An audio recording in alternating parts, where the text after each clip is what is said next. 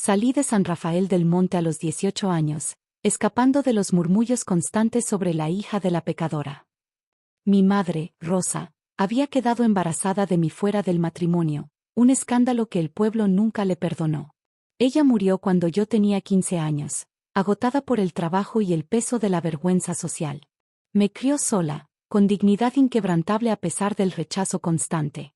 Me fui a la ciudad, estudié administración de empresas, trabajé duro, y eventualmente fundé mi propia consultoría. El éxito llegó más allá de mis sueños. A los 33 años, había acumulado una fortuna considerable. Pero algo me faltaba, la paz que solo encontraba en las memorias de mi madre orando en la pequeña iglesia de San Rafael. Decidí regresar. Compré una casa modesta en las afueras del pueblo, lejos del centro donde los chismes fluían como agua. Vestía con sencillez, manejaba un carro modesto, y evitaba llamar la atención sobre mi situación económica real. El padre Antonio, el nuevo párroco que había llegado 2 años antes de mi regreso, era diferente a los sacerdotes anteriores. Joven, apenas 40 años, con visión moderna pero corazón profundamente espiritual. Nos conocimos cuando fui a misa mi primer domingo de vuelta. Bienvenida, me dijo con sonrisa genuina. ¿Eres nueva en la parroquia? Regresé después de muchos años, respondí cautelosamente. Ah, una hija pródiga. Nos alegra tenerte de vuelta. Su aceptación sin juicio me conmovió. Durante los siguientes meses, desarrollamos una amistad basada en conversaciones sobre fe, servicio comunitario y cómo la Iglesia podía hacer más por los necesitados. Tengo tantas ideas para programas sociales, me confesó una tarde después de misa. Un comedor para ancianos, becas para estudiantes pobres, un refugio para mujeres maltratadas. Pero los fondos son inexistentes. El pueblo es pequeño y las donaciones apenas cubren el mantenimiento básico. ¿Y si tuvieras un benefactor anónimo? Pregunté cuidadosamente. Sería un milagro, sonrió. Pero los milagros son responsabilidad de Dios, no mía. Yo solo hago lo que puedo con lo que tengo.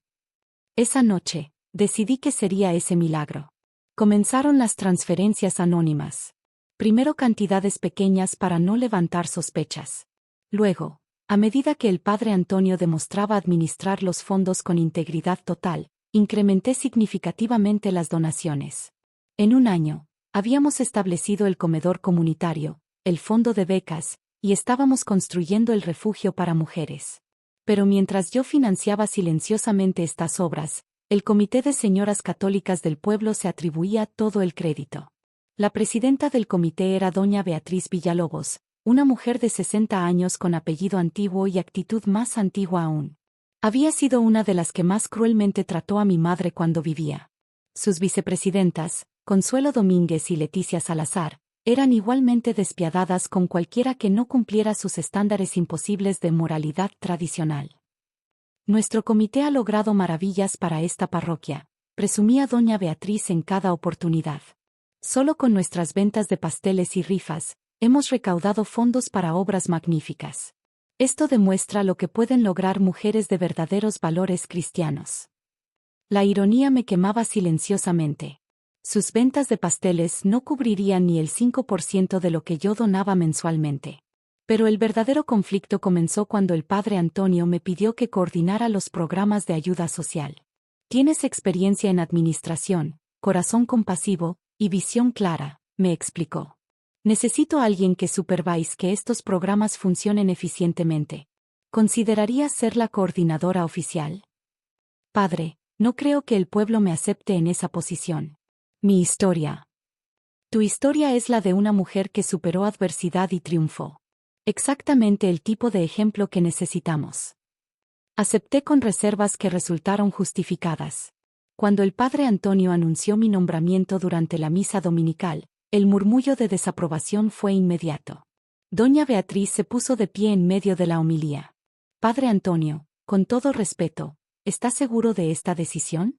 Esta posición tradicionalmente la ocupa alguien del comité de señoras. Alguien con valores familiares establecidos.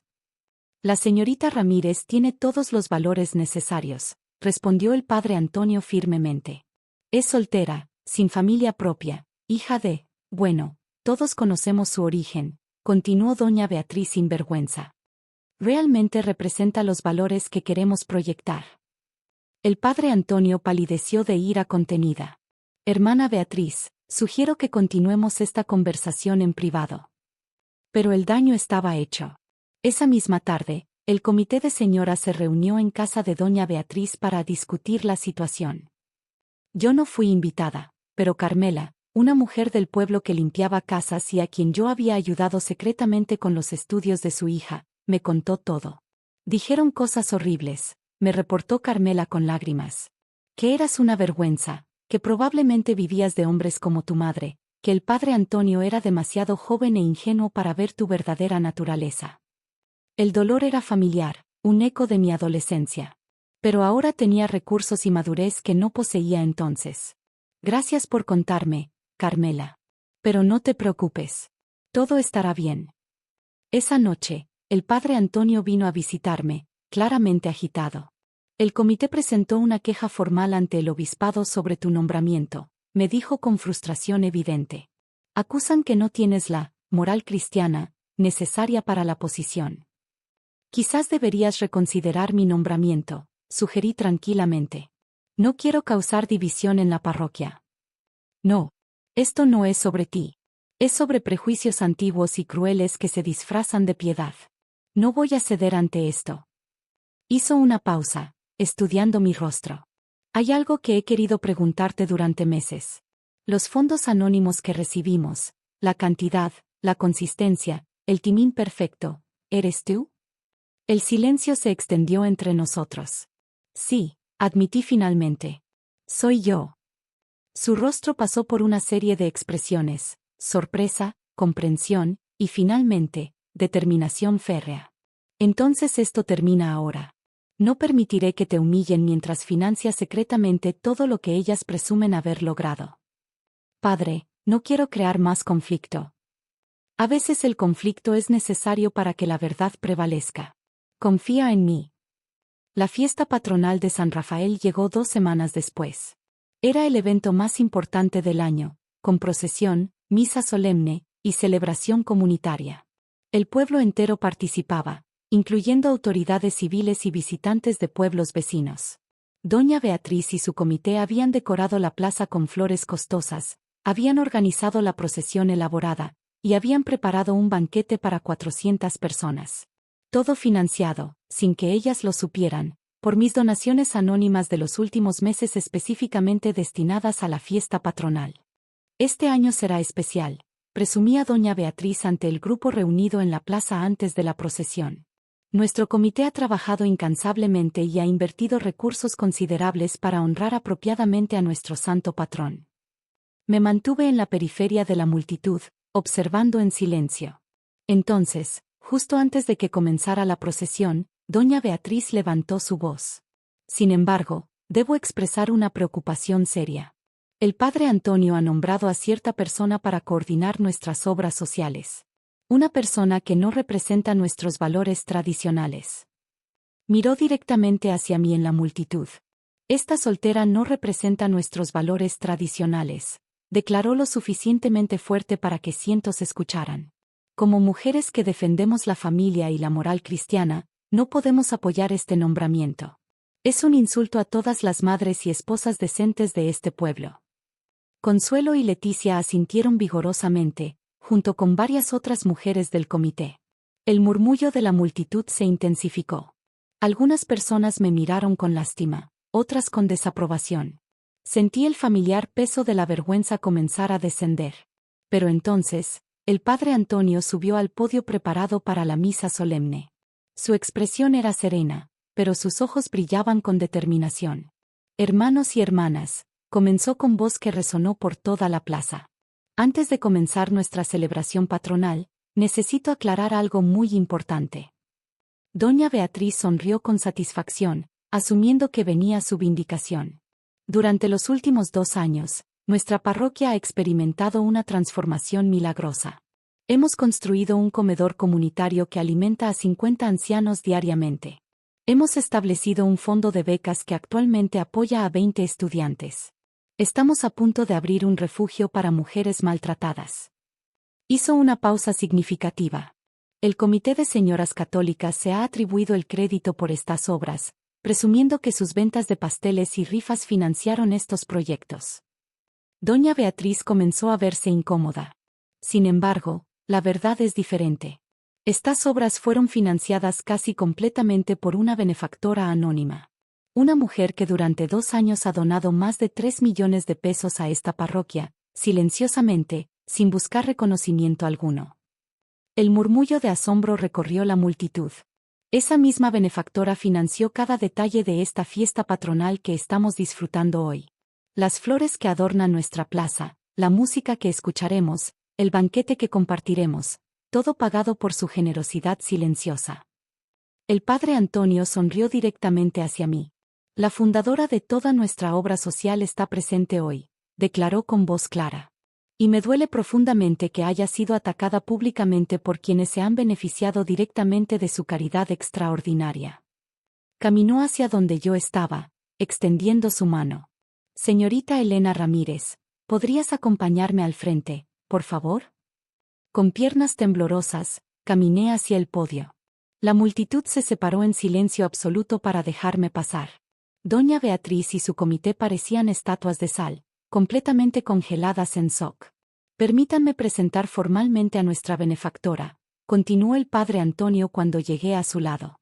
Elena regresó a este pueblo hace 2 años, el pueblo que trató cruelmente a su difunta madre por el pecado de tener una hija fuera del matrimonio. Varias personas bajaron la mirada avergonzadas. Elena se fue siendo una adolescente pobre y rechazada. Regresó siendo una mujer exitosa con recursos considerables. ¿Y qué hizo con esos recursos? En lugar de presumirlos o usar su éxito para vengarse de quienes la lastimaron, eligió servir silenciosamente. Sacó un folder de documentos. Aquí tengo los registros bancarios de cada transferencia. 2 años de donaciones mensuales consistentes. Todo documentado. Todo proveniente de Elena. Se volvió hacia doña Beatriz directamente. Hermana Beatriz, usted y su comité han estado presumiendo obras financiadas por la misma mujer que acaba de atacar públicamente.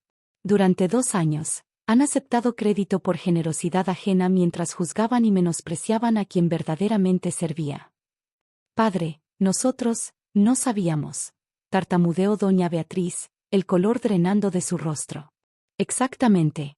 No sabían porque nunca preguntaron. Nunca cuestionaron de dónde venían realmente los fondos.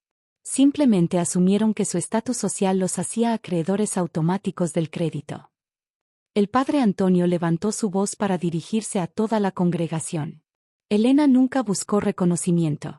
De hecho, me pidió específicamente mantener su identidad en secreto. Pero yo no puedo permanecer en silencio mientras es atacada por no representar valores cristianos. Punto. Su voz ganó intensidad emocional. ¿Saben qué son los valores cristianos verdaderos? Son dar sin esperar crédito. Son servir sin buscar aplauso. Son amar incluso a quienes te rechazaron. Elena ha demostrado todos estos valores durante 2 años, mientras quienes presumen piedad la atacaban con crueldad sistemática. Doña Beatriz intentó hablar. Padre Antonio, si hubiéramos sabido. Si hubieran sabido, ¿qué? ¿La habrían tratado diferente? Ese es exactamente el problema. Su respeto depende de estatus económico, no de carácter. Honran a las personas por sus cuentas bancarias, no por sus corazones. Se volvió hacia la multitud completa. Elena creció en este pueblo escuchando murmullos sobre su origen. Su madre, Rosa, una mujer trabajadora y devota que cometió el pecado de amar al hombre equivocado, fue tratada como leprosa social hasta su muerte prematura. Varias mujeres mayores comenzaron a llorar silenciosamente, claramente recordando su propia participación en ese rechazo. Elena pudo haberse ido y nunca regresar. Pudo haberse vengado de este pueblo que tanto la lastimó. En cambio, regresó con amor y generosidad, financiando silenciosamente obras que mejoran las vidas de las mismas personas que la rechazaron. Las lágrimas finalmente brotaron de mis ojos. El padre Antonio tomó mi mano con ternura paternal. Si esto no representa valores cristianos verdaderos, entonces no sé qué lo hace. El silencio que siguió fue profundo y largo. Entonces, desde atrás de la multitud, alguien comenzó a aplaudir. Reconocí la voz. Era don Rodrigo, el anciano que comía diariamente en el comedor comunitario. Esa joven me alimenta todos los días, gritó con voz temblorosa por la edad. Cuando mi pensión no alcanza, cuando mis hijos me olvidaron, ella se asegura que tenga comida caliente. Esa es cristiandad real. Una mujer joven se adelantó, sosteniendo la mano de una niña. La beca que permite que mi hija estudie, ¿fue usted?, me preguntó con lágrimas. Asentí silenciosamente. Mi hija será la primera en nuestra familia en terminar la preparatoria. Por su generosidad. Gracias, gracias. Más personas comenzaron a compartir testimonios. El mecánico cuya herramienta fue reemplazada por el fondo de emergencias que yo financiaba. La viuda cuyo techo fue reparado. Los niños que recibieron útiles escolares. Una por una, las vidas tocadas por mi silencioso servicio salieron a la luz. Carmela, la mujer de la limpieza, se abrió paso hasta el frente. Cuando mi hija necesitaba cirugía urgente y no teníamos dinero, apareció un ángel anónimo, que pagó todo, dijo con voz quebrada. Siempre supe que eras tú, Elena.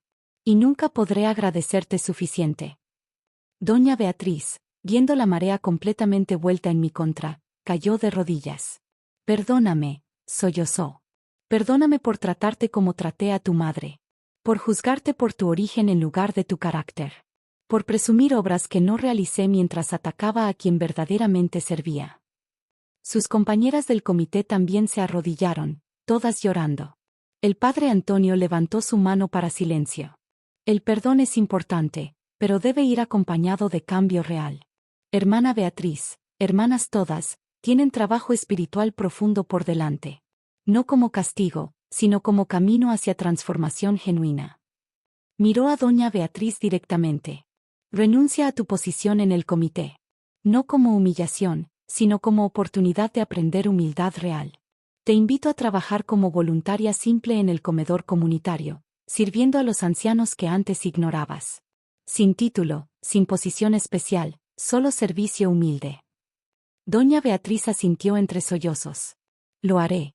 Lo prometo. El padre Antonio se volvió hacia mí. Y tú, Elena, te pido públicamente que aceptes oficialmente la posición de directora de obras sociales parroquiales. No a pesar de tu origen, sino porque tu origen te enseñó compasión que otros nunca aprendieron. La multitud estalló en aplausos. Esta vez, genuinos y entusiastas. La fiesta patronal continuó, pero transformada completamente. En lugar de celebración superficial de estatus social, se convirtió en verdadera comunión de personas reconociendo y celebrando servicio real. Durante el banquete, docenas de personas se acercaron para agradecer personalmente. Algunos para disculparse por años de juicios silenciosos. Otros para ofrecer su propio servicio voluntario en los programas que yo había establecido. Don Emilio, el hombre más anciano del pueblo que había conocido a mi madre, me tomó las manos con lágrimas. Tu madre estaría tan orgullosa, me dijo con voz temblorosa. Rosa fue la mujer más bondadosa que conocí. Este pueblo no la mereció. Pero tú regresaste de todas formas y nos amaste a pesar de nuestra crueldad. Eres mejor que todos nosotros. Esa noche, después de que terminaron las festividades, me senté con el padre Antonio en el jardín de la parroquia. ¿Te arrepientes de haber revelado mi identidad?, pregunté. En absoluto. El secreto te protegía, pero también protegía a quienes te lastimaban de enfrentar sus propios prejuicios. A veces, la verdad duele, pero el dolor es necesario para el crecimiento. Doña Beatriz y las demás, ¿crees que realmente cambiarán? El tiempo lo dirá. Algunas lo harán, otras solo aprenderán a ocultar mejor su crueldad. Pero al menos ahora el pueblo completo sabe que el estatus social no equivale a virtud, y que servicio real viene en formas inesperadas. Los meses siguientes confirmaron sus palabras. Doña Beatriz cumplió su compromiso, trabajando humildemente en el comedor comunitario. Su transformación fue lenta pero visible. Consuelo y Leticia, sin embargo, se retiraron completamente de actividades parroquiales, aparentemente incapaces de procesar su vergüenza. Pero lo más significativo fue el cambio en el pueblo mismo. Las conversaciones sobre valores familiares tradicionales fueron reemplazadas por discusiones sobre servicio real y compasión genuina. Los chismes sobre orígenes personales disminuyeron dramáticamente cuando el ejemplo viviente de mi madre y yo demostró cuán irrelevantes eran esas historias. 3 años después, durante otra fiesta patronal, el pueblo inauguró un centro comunitario nuevo que yo había financiado. Lo nombraron Centro Rosa Ramírez en honor a mi madre. Ella fue rechazada en vida, explicó el padre Antonio durante la inauguración. Pero su hija se aseguró de que su memoria fuera honrada apropiadamente. Este centro servirá a generaciones, recordándoles que el valor verdadero está en el carácter, no en el apellido. Permanezco soltera, por elección. Mi vida está completa con mi trabajo, mi servicio, y las relaciones genuinas que he construido. Y cada vez que alguien nuevo llega al pueblo preguntando sobre la mujer soltera que dirige las obras sociales, el pueblo ahora responde con orgullo en lugar de chisme. Porque finalmente aprendieron que la familia verdadera no se define por certificados de matrimonio o linaje perfecto. Se define por amor en acción, por servicio desinteresado, y por la voluntad de ver valor donde otros solo ven defectos. Y ese es el legado que mi madre me dejó, el legado que ahora transmito a otros, el legado que finalmente transformó un pueblo entero de juicio cruel a compasión genuina.